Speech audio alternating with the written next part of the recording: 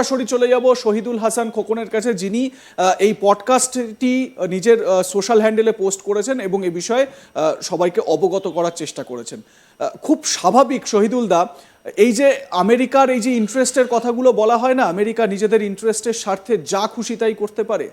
এখন দেখা যাচ্ছে যে শুধু কোনো একটা আকস্মিক ঘটনা নয়, এই যে উত্থান, এই যে বিপ্লব কোনো একটা আকস্মিক ঘটনা নয়, এটা অনেক দিনের একটা পরিকল্পনা, দীর্ঘদিন ধরে তৈরি করা একটা চক্রান্ত। একদমই তাই। এটি আমরা জুলাই থেকে যখন বাংলাদেশে এই ছাত্র আন্দোলনটি শুরু হয় এবং যারা এর সামনের সারির নেতা ছিল তাদের কথাবার্তা এবং তাদের আচার আচরণে তখনই আমরা এটাকে স্পষ্ট হয়েছিল যে বাংলাদেশে যে ছাত্র আন্দোলনের নামে যা ঘটছে সেটি মূলত ছাত্রদের সামনে রেখে করা হচ্ছে, এটা কোনো ছাত্র আন্দোলন নয়।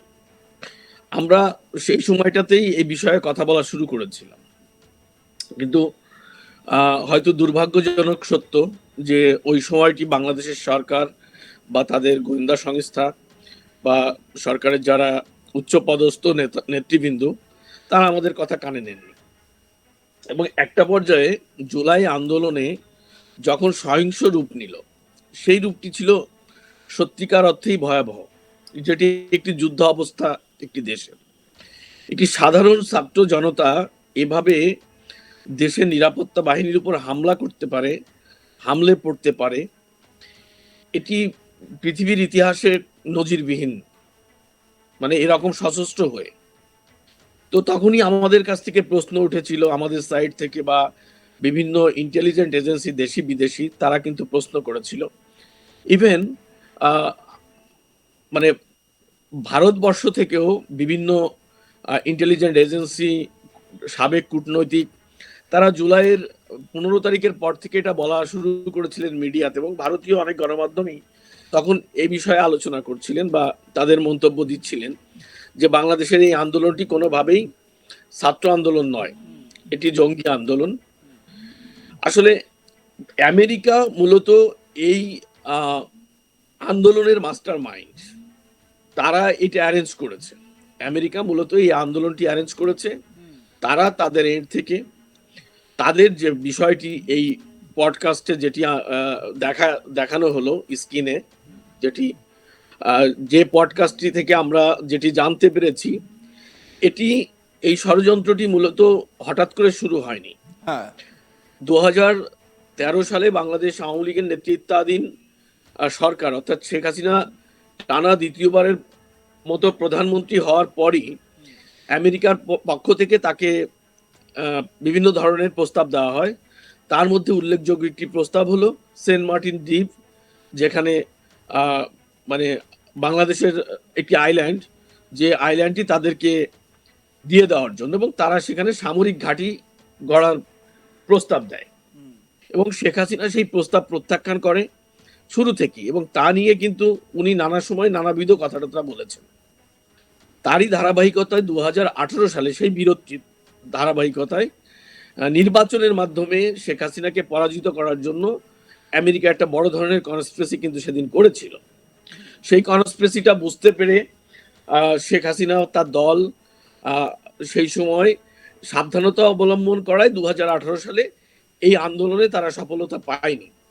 ইভেন ওই সময় তারা কিন্তু এই ছাত্র আন্দোলনের প্রথম পার্ট, ছাত্র আন্দোলনটি তো হয়েছিল কোটা সংস্কারের নামে প্রথমে, এই কোটা সংস্কার আন্দোলনটি কিন্তু 2018 সালে শুরু করেছিল তারা। তো সেই আন্দোলনটি সফল হয়নি যখন বাংলাদেশের তৎকালীন সরকার, তৎকালীন প্রধানমন্ত্রী এবং ইন্টেলিজেন্ট এজেন্সি তাদের দৃঢ়চেতা এবং তাদের যে ওই সময় মানে কি বলে যে টাইমলি যে ইনিশিয়েটিভটা নেওয়া, সেই বিষয়টি হওয়ার কারণেই মূলত এই আন্দোলনটি তখন সফল হয়নি। কিন্তু আমেরিকা বসে থাকেনি, তারা কিন্তু 2019 সাল থেকে বাংলাদেশের অভ্যন্তরে তারা এই সরকারের পদত্যাগের জন্য, এই সরকারকে সরানোর জন্য একটি পরিকল্পনা তৈরি করে, যেটি ডক্টর মোহাম্মদ ইউনূস আমেরিকায় হিলারি ফাউন্ডেশনের একটি সভায় যেয়ে উনি বলেছেন যে এটি একটি মেটিকুলাস প্ল্যান এবং সেটি দু একদিনে হয়নি, 4 বছর ধরে সেটি এক্সিকিউট করার জন্য 4 বছর ধরে ছাত্ররা কাজ করেছে এবং তাদের যারা মাস্টার মাইন্ড তাদের মধ্যে একজনকে উনি পরিচয় করিয়েছেন। ইভেন এই যে আন্দোলন 2024 যে আন্দোলন, জুলাই আগস্ট আন্দোলন, সেই আন্দোলনের আগে বাংলাদেশের শিল্পী, সাংবাদিক, সাহিত্যিক, কবি, আমলা, পুলিশ বাহিনীর ভিতরের লোক, সেনাবাহিনীর লোক, তারা নানাভাবে ক্যাপচার করে। তারা অর্থ দিয়ে, সুযোগ সুবিধা দিয়ে, আমেরিকার ফ্যামিলি ভিসা দিয়ে নানাভাবে তাদেরকে করে। ইভেন যারা র্যাপ করে, গান করে, যারা মডেল, হ্যাঁ হ্যাঁ, এই টাইপের লোকজনকেও এরা টাকা পয়সা দিয়ে কিনে নেয়। এটা কিন্তু এই পডকাস্ট থেকেও আমরা শুনলাম, এই যে এখন যে পডকাস্টটি প্রচারিত হলো।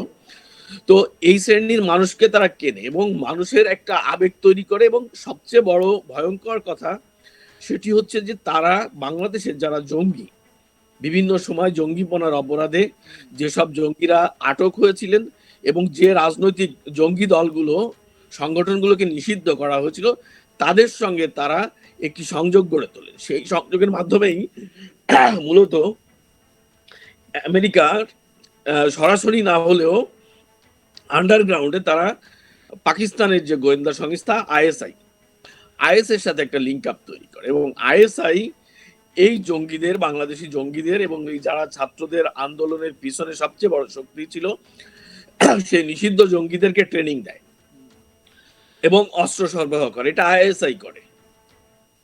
তো সেই অস্ত্রশস্ত্র এবং আমেরিকার, মেইনলি এটা ছিল আমেরিকার টাকা, প্ল্যানিং, এক্সিকিউট করেছে আইএসআই। তাদের বাংলাদেশের যারা প্রতিনিধি জঙ্গি সংগঠনগুলো, যারা জঙ্গিপনা বাংলাদেশে করে, সেই আইএসআই এর এজেন্ট যারা, তাদেরকে দিয়ে মূলত এই কাজটি করা হয়েছে। তার প্রমাণ হিসেবে আমি বলতে পারি, সেটি হলো যে 5 আগস্ট যখন শেখ হাসিনা দেশ ছেড়ে চলে যান ভারতে, তার 24 ঘন্টার মধ্যে প্রায় 400 চিহ্নিত জঙ্গিকে, যারা বিভিন্ন জেলখানায় আটক ছিল, তাদেরকে ছেড়ে দেওয়া হয়। বিভিন্ন জেলখানায়, হ্যাঁ, বিভিন্ন জেলখানায় সেখানে তাদেরকে মুক্ত করার জন্য জঙ্গি হামলা চালিয়ে গেট খুলে দেওয়া হয়, অস্ত্র লুট করা হয়। আর তার আগে আন্দোলন চলাকালীন সময়ে তারা প্রায় 400 থানায় আগুন দিয়েছে। তারা প্রায় 3000 পুলিশ সদস্যকে তারা হত্যা করেছে।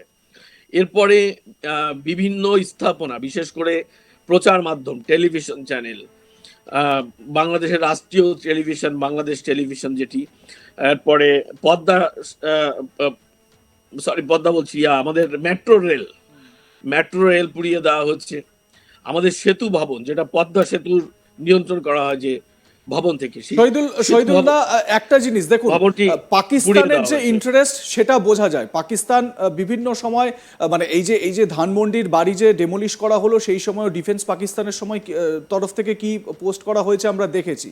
বলা হচ্ছে যে বিপ্লবীরা তারা ভারতের সঙ্গে হাত মিলিয়ে ষড়যন্ত্রকারী শেখ মুজিবের বাড়ি ভেঙে দেওয়া হয়েছে, যে বাড়ি থেকে ষড়যন্ত্র হয়েছিল সেটা ডেমোলিশ করা হয়েছে, এই সমস্ত বলছে। পাকিস্তানের ইন্টারেস্টটা বোঝা যায়। আমেরিকার যে ইন্টারেস্ট, সেই ইন্টারেস্টটা নিয়ে কিন্তু বেশ কিছু প্রশ্ন থেকে